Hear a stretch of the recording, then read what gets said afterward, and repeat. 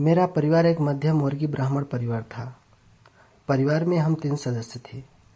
पिताजी ब्राह्मण का सारा कर्म कांड किया करते। उस आमदनी से घर का खर्च कठिनाई से होता था। पिताजी चाहते थे मैं पढ़कर किसी लायक हो जाऊं। मैं Banaras institute of engineering and technology में आईटी की डिग्री कर रही थी। अकस्मात पिता का देहांत हो गया। हमारे ऊपर गमों का जैसे पहाड़ टूट पड़ा हो। पिता के देहांत के पश्चात घर पर 13 दिन का शोक रहा। धीरे धीरे परिवार के लोग भाग जाने लगे। उन सब के बीच मैंने अपनी पढ़ाई छोड़ने का निर्णय किया, पर मामा ने ऐसा करने से मना कर दिया। मामा ने कहा, तेरे पिता की इच्छा थी कि पढ़कर तुम कुछ बन जाओ, क्या पिता की इच्छा पूरी नहीं करोगी? मामा ने परिवार की मदद की जिम्मेवारी ले ली। बाकी रिश्तेदार पल्ला झाड़ कर निकल लिए थे। मामा के अपने 2 बेटे और एक मेरी हम उम्र बेटी थी। घर खर्च और कॉलेज की फीस के लिए मामा हर मास एक बंधी रकम भेजने लगे। मेरे मामा लखनऊ शहर में रहते थे। माँ को कई बार बनारस छोड़कर लखनऊ आने को कह चुके थे। वहाँ उन्हें हमारा ख्याल रखने में आसानी होगी, पर माँ नहीं मानी। वहाँ अपना पुश्तैनी घर छोड़ना नहीं चाहती थी। माँ पुराने विचारों की थी। कहा करती थी, ब्याह कर इस दहलीज के अंदर आई हूँ, अब मरणोपरांत ही इस दहलीज के बाहर जाऊंगी। समय व्यतीत होता रहा। मैं पढ़ाई में व्यस्त रही। माँ लोगों के कपड़े सिलाई कर कुछ ना कुछ पैसे बना लेती थी। पिता के देहांत के बाद घर की जिम्मेवारी के कारण माँ की सेहत खराब रहने लगी थी। सबसे अधिक वो मेरी शादी को लेकर परेशान थे। समय के साथ साथ मेरी डिग्री पूरी हो गई। कैंपस प्लेसमेंट थी, बेंगलोर, हैदराबाद, पूना, पर मैं माँ को छोड़कर दूर नहीं जाना चाहती थी। मुझे बनारस में एक हाई स्कूल में आईटी टीचर की नौकरी मिल गई। नौकरी टेम्परेरी थी और पे बहुत कम थी। मेरा रंग रूप सुंदर था, तीखे नयन नक्श, भरा भरा बदन, लोग बाग ललचाई आंखें से निहारते रहते। जब मैं हाई स्कूल से घर लौटती, मोहल्ले के कुछ आवारागर्द लड़के आवाज़ें कस्सा करते। शुरुआत में तो बहुत बुरा लगता, पर धीरे धीरे यह सब सहने की आदत हो गई। परिवार रिश्तेदार सब चाहते थे मेरी शादी हो जाए, परंतु कोई उचित संबंध नहीं मिल रहा था। जैसे ब्राह्मण समाज में पढ़े लिखे लड़कों का अकाल पड़ गया हो। मैंने मामा व परिवार से शादी करने के लिए मना किया कि मैं अपनी माँ को अकेली छोड़कर शादी नहीं करूँगी। मैं किसी अच्छी आईटी पोस्ट के लिए जगह जगह आवेदन कर रही थी। दिसंबर में सर्दियों की छुट्टियाँ थी। मैं माँ को लेकर मामा के घर चली गई। मामा की देखरेख में माँ का इलाज लखनऊ में करवाना शुरू कर दिया है। मैं अभी लखनऊ में थी कि मुझे टीसीएस गुरुग्राम से इंटरव्यू के लिए बुलावा आ गया। मामा व परिवार यह सब सुनकर बहुत पसंद हुए। मामा ने कहा, जाओ बेटी, शायद कोई अच्छी नौकरी मिल जाए। माँ की चिंता मत करो, हम सब मिलकर संभाल लेंगे। कुछ दिन पश्चात मैं लखनऊ से दिल्ली जा रही थी। मामा ने ट्रेन टिकट का प्रबंध कर दिया था। स्वर्ण शताब्दी एसी 2 टियर बोगी के कैबिन में मेरी सीट थी। ट्रेन लखनऊ से 15:30 पर चलकर 22:15 बजे नई दिल्ली स्टेशन पहुंचती थी। एसी बोगी के जिस कैबिन में मेरी सीट थी, वहां मेरे अतिरिक्त कोई नहीं था। अकेलेपन के कारण घबराहट हो रही थी। घर परिवार से पहली बार अकेली कहीं जा रही थी। कुछ क्षण उपरांत ट्रेन रेंगने लगी। अचानक एक लड़का दौड़ता हुआ गाड़ी से चढ़ गया। कुछ चिर पश्चात वह मेरे ही कैबिन में आ गया। अपने ही कैबिन में एक अनजान पुरुष को देख मेरे दिल की धड़कन बढ़ गई। उसके कांधे पर एक बैग था। अचानक उसकी आवाज़ सुनाई, मैं आई। इससे पहले कि मैं कोई उत्तर देती, मेरे मुंह से यस निकल गया। उसने अपना बैग खोला, एक पुस्तक निकाल बैग सिरहाने लगा कर बर्थ पर लेटकर पुस्तक पढ़ने लगा। मैं सोच रही थी कैबिन में एक अनजान के साथ सफ़र कैसा लड़का होगा, बदमाश लुटेरा। मन में कैसे कैसे विचार उत्पन्न हो रहे थे। उसकी हर हलचल पर बार बार मेरी नज़र जाती कि अब क्या करने वाला है।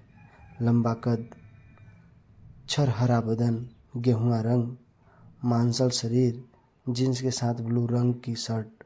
देखने में तो शरीर परिवार का लगता था, पर किसी का क्या भरोसा सफ़ेद लिबास में कोई भेड़िया हो। मेरे पास एक कैरी ऑन बैग, कुछ जोड़ी कपड़े, सर्टिफिकेट, कुछ पर्सनल सामान, पर्स, पैसे और मोबाइल के अतिरिक्त कुछ नहीं था। मेरे कैबिन का डोर खुला था। लोग बाग आ जा रहे थे। मैं वॉशरूम जाते हुए पूरी बोगी देख आई थी। कंपार्टमेंट में बहुत से व्यक्ति, महिलाएं या बच्चे मौजूद थे, जिन्हें देखकर मेरा भय कम हो गया था। पेंट्री सेवा वाले लड़कों आ जा रहे थे। कंबल, मैगजीन, अखबार सब बर्थ पर दे गए थे। मैं भी एक मैगजीन लेकर पढ़ने लगी। कुछ अंतराल के बाद पेंट्री वाला पानी और चाय कॉफ़ी लेकर आ गया। उस लड़के ने अपने लिए कॉफ़ी और मैंने चाय। कॉफ़ी पीते हुए उस लड़के ने पूछा, क्या आप कोई जॉब करती हैं? मैंने उत्तर दिया, नहीं। फिर रुककर उसने पूछा, क्या आप दिल्ली रहती हैं? नहीं, बनारस रहती हूँ। चाय पीते हुए मैं सोच रही थी, यह लड़का बार बार सवाल करके मुझसे घुल मिल होने की कोशिश कर रहा है। कैबिन में चुप्पी छाई रही। वह अपनी पुस्तक में व्यस्त और मैं मैगजीन पढ़ने में। मुझे वह लड़का शरीफ सा लगने लगा। अभी तक उसने कोई गलत काम नहीं किया था। मन करने लगा था कि वह मुझसे बातें करे। मेरी हिम्मत उससे बात करने की नहीं हो रही थी। 4 घंटे का समय व्यतीत हो गया था। ट्रेन टुंडला स्टेशन पर पहुंचकर रुक गई। वहां से हमारे कैबिन में एक अधेड़ उम्र के दंपति आकर बैठ गए। अब मेरा रहा सा भय हवा हो चुका था।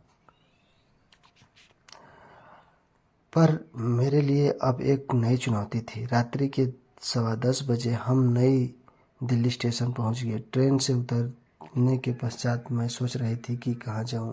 अचानक उस लड़के ने कहा, क्या मैं तुम्हारी कोई मदद कर सकता हूं? तुम्हें कहाँ जाना है? अब मुझे उससे कोई भय नहीं लग रहा था। मैंने उसे जवाब दिया कि मुझे गुरुग्राम जाना है। सुबह मेरा TCS में इंटरव्यू है। उसने कहा, आप इस रात्रि के समय टैक्सी में अकेली कैसे जाओगी?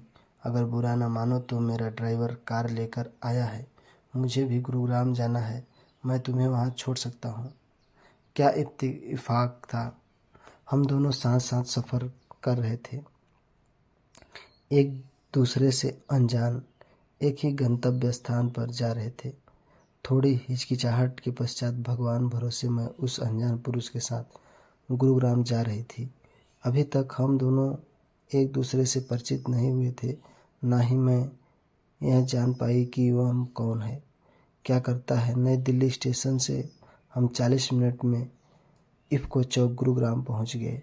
इतने समय कार में चुप्पी छाई रही। इफ़को चौक पहुंचने पर ड्राइवर ने चुप्पी तोड़ते हुए पूछा, सर अब किधर जाना है? इससे पहले कि वह कुछ पूछता, मैंने ड्राइवर से कहा, किसी गेस्ट हाउस या होटल पहुंचा दे। ड्राइवर यह सुन हमें MG रोड पर स्थित होटल ले गया। उस होटल का एक रात का किराया 4 से 5 हज़ार के बीच सुनकर मुझे सर्दी में पसीने छूटने लगे। इतनी देर से वह मेरे साथ घूम रहा था, एक अनजान अकेली लड़की की मदद कर रहा था। अभी मैं यह निश्चित नहीं कर पाई थी कि मुझे किसी गेस्ट हाउस या धर्मशाला में रुकना चाहिए। उस लड़के ने कहा, सिर्फ रात की बात है। अगर तुम्हें खुद पर भरोसा है तो मेरे घर पर चलो, मैं अपने गेस्ट रूम में तुम्हारे रुकने का प्रबंध कर दूंगा।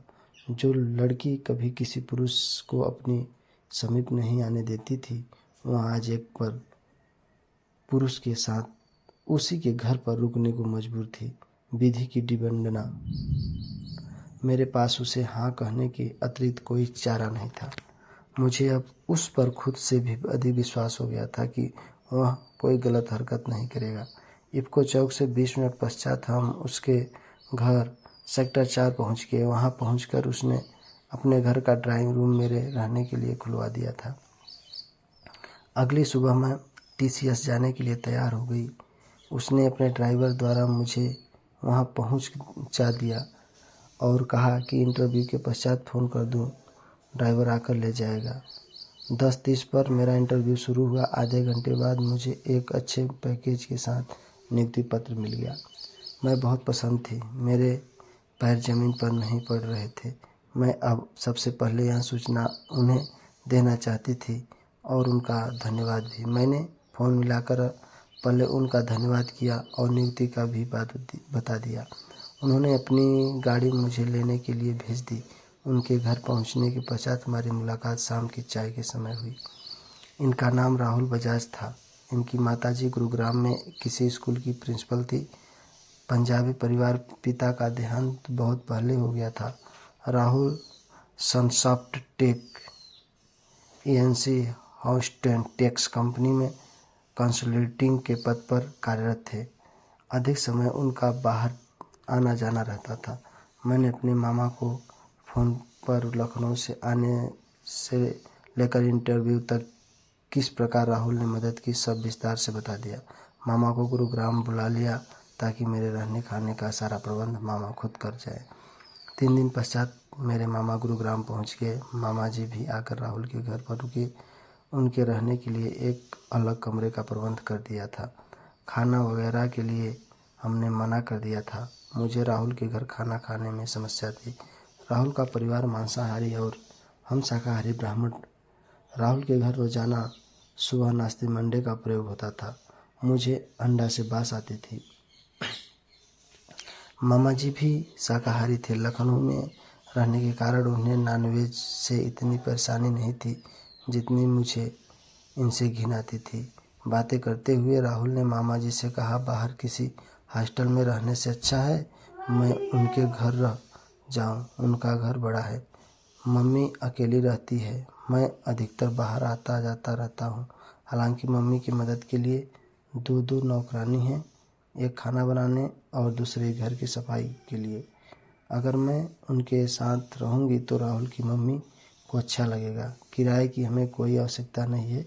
मामा जी नहीं माने। मेरे लिए उनके घर के नज़दीक एक पेइंग गेस्ट में 10,000 मासिक किराए पर रहने का प्रबंध कर दिया।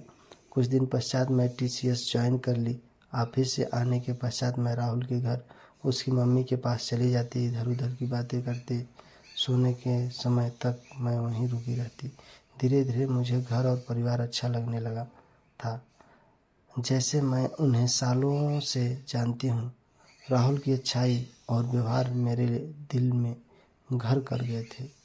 अब भी मैं उनके घर जाती, मेरी नज़रें राहुल को तलाशती रहती। उनसे बातें करने सुनने का बहुत मन करता। दिल के किसी कोने में उनके लिए प्यार जागने लगा था। धीरे धीरे मैं उस घर और माहौल की आदी हो गई थी।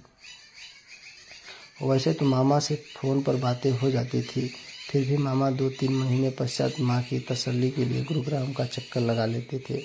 मुझे टीसीएस गुरुग्राम में काम करते हुए 3 साल व्यतीत हो गए थे।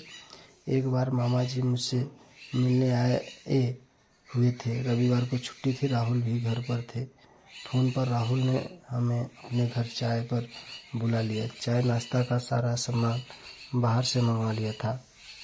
नाश्ते की मेज़ पर राहुल की मम्मी ने मामा जी से कहा, भाई साहब अब तो बेटी की शादी कर दो। मामा जी बोले, बहन जी इसकी शादी की उम्र तो निकल चुकी। अनामिका 35 साल की हो गई है।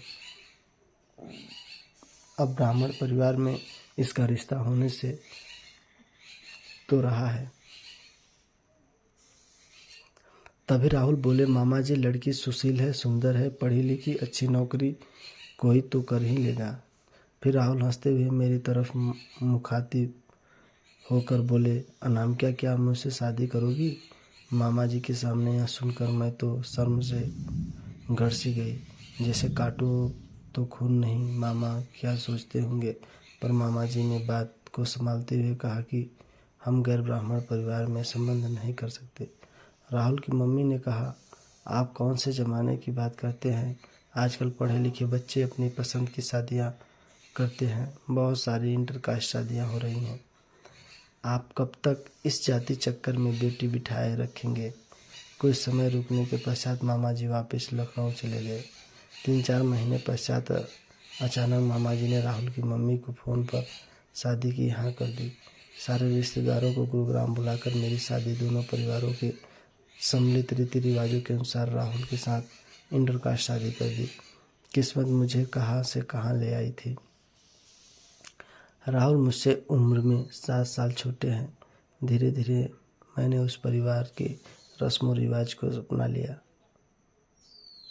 हमारी शादी के 2 साल बाद हमारा एक बेटा हो गया जो अब 10 साल का है। वह भी अपने पिता की तरह नाश्ते में अंडे टोस्ट लेता है। अब मैं सबके लिए फ्रेंच ऑमलेट तैयार करती हूँ। मैं आज भी वेजिटेरियन हूँ। मुझे अब इससे कोई परेशानी नहीं होती। मैं राहुल के साथ खुश हूँ। मेरा परिवार भी मुझसे खुश है। समय सब बदल देता है। क्या इंटरकास्ट शादियाँ इतनी अच्छी हो सकती हैं? मेरा सुझाव है वर वधू अच्छा मिले तो ठुकराना नहीं चाहिए। आपकी क्या राय है? हेलो दोस्तों, आप लोगों को अगर ये कहानी अच्छी लगी है तो आप लोग लाइक शेयर कमेंट जरूर करें और लास्ट में सब्सक्राइब जरूर कर लें।